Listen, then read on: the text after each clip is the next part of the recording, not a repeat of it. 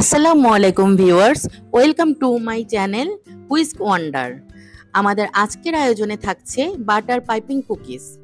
আমি আশা করব আমার আজকের সহজ রেসিপিটি আপনাদের ভালো লাগবে।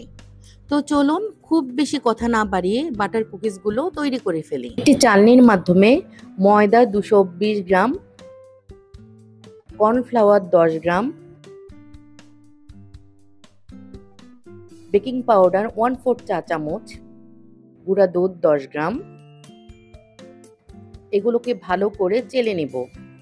এবার এই শুকনো উপকরণগুলোকে ভালো করে মিক্স করে এক পাশে রেখে দিব। অন্য একটি বলে রুমের স্বাভাবিক তাপমাত্রার আনসল্টেড বাটার নিয়ে নিব 200 গ্রাম। এবার একটি হ্যান্ড হুইস্কের মাধ্যমে আমি বাটারগুলোকে ভালোভাবে মিক্স করে নেব 2-3 মিনিটের জন্য। যখন একটু সাদাটে বর্ণ ধারণ করবে তখন এখানে আমি 1 কাপ চিনি গুঁড়া দিয়ে দিব। আপনারা চাইলে এখানে আইসিং সুগারও ব্যবহার করতে পারেন। আমার কাছে আইসিং সুগার ছিল না, সেজন্য আমি চিনি গুঁড়া দিয়েছি। আমি ততক্ষণ পর্যন্ত বিট করব যতক্ষণ পর্যন্ত না চিনি এবং বাটার ভালোভাবে মিশে যায়। যখন চিনি এবং বাটার ভালোভাবে মিশে যাবে তখন এখানে একটি ডিম ভেঙে দিয়ে আবারও ভালো করে মিশিয়ে নেব এবং এখানে হাফ চা চামচ পরিমাণ ভ্যানিলা এসেন্স দিয়ে দিব।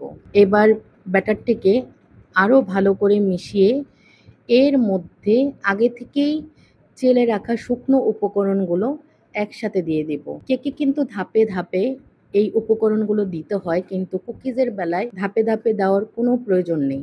এবার একটি স্প্যাচুলার মাধ্যমে উপকরণগুলোকে ভালো করে মিশিয়ে নেব। আপনারা চাইলে হাত দিয়েও মেশাতে পারেন। যখন মেশানো হয়ে যাবে তখন একটি নজেলের মাধ্যমে আমি এরকম একটি নজেল নিয়ে নিয়েছি, এটা একটি ব্যাগের মধ্যে ঢুকিয়ে এরকম শেপ দিয়ে নেব।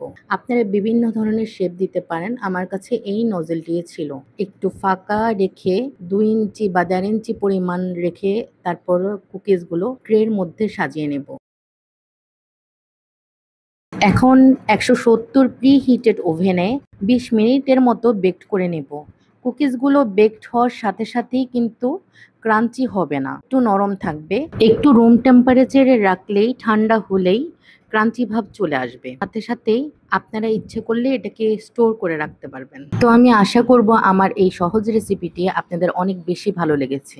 যদি ভালো লেগে থাকে প্লিজ লাইক, কমেন্ট এবং শেয়ার করে আমাদের পাশেই থাকবেন এবং সবাই অনেক বেশি ভালো থাকবেন। আল্লাহ হাফেজ।